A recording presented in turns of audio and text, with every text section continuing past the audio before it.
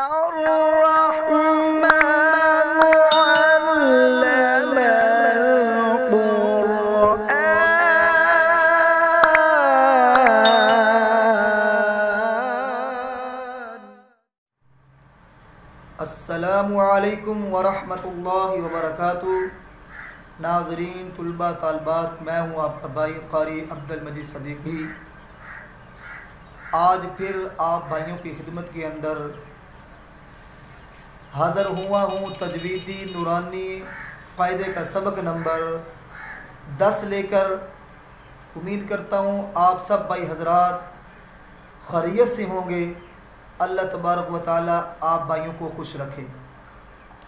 याद रहे कि हमारी वीडियोस देखने से पहले हमारे चैनल को सब्सक्राइब ज़रूर करना, लाइक और शेयर, ताकि आइंदा आने वाले तमाम असबाक और पिछली तमाम वीडियोस बआसानी आपको सबसे पहले मिल सके।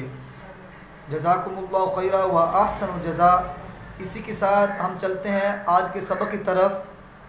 अऊज़ु बिल्लाहि मिनश शैतानिर रजीम, बिस्मिल्लाहिर रहमानिर रहीम।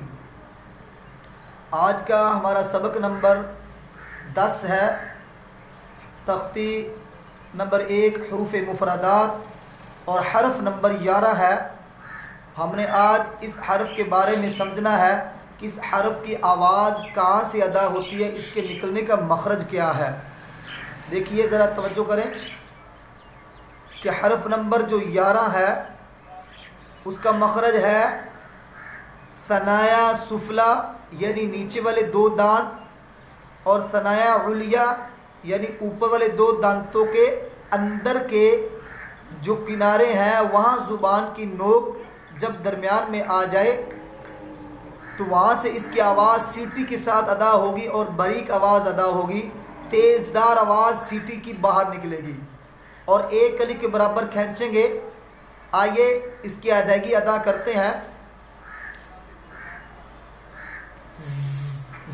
ज़ा ज़ा ज़ा।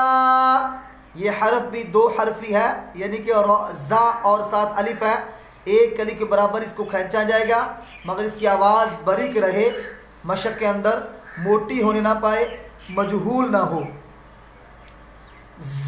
ज़ा ज़ा इसका मखरज है। फिर सुनिए, ज़ुबान की नोक, सनाया सुफला यानी नीचे वाले दांत 2, और सनाया उलिया सामने वाले ऊपर वाले 2 दांत। इन दोनों के दरमियान में ज़ुबान की नोक जब आ जाए, ज़्यादा नीचे सुफला नीचे वाले दांतों की तरफ ज़्यादा रहेगी, और साथ टच नहीं करनी ज़्यादा दबाकर। अगर ज़्यादा दबाकर टच करेंगे तो इसकी सीटी की आवाज़ बाहर नहीं आएगी, थोड़ी सी पीछे ही रहे, तब इसकी आवाज़ सीटी के साथ ज़्यादा बाहर वाज़े होगी। देखिए यूँ, दोनों दांतों को बंद करें तब इसकी आवाज़ की मशक की जाए।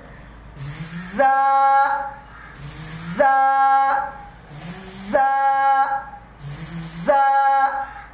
और इससे ज़्यादा मुंह नहीं खोलना। ज़ा ज़ा, इतना मुंह खोलने से मजहूल हो रहा है।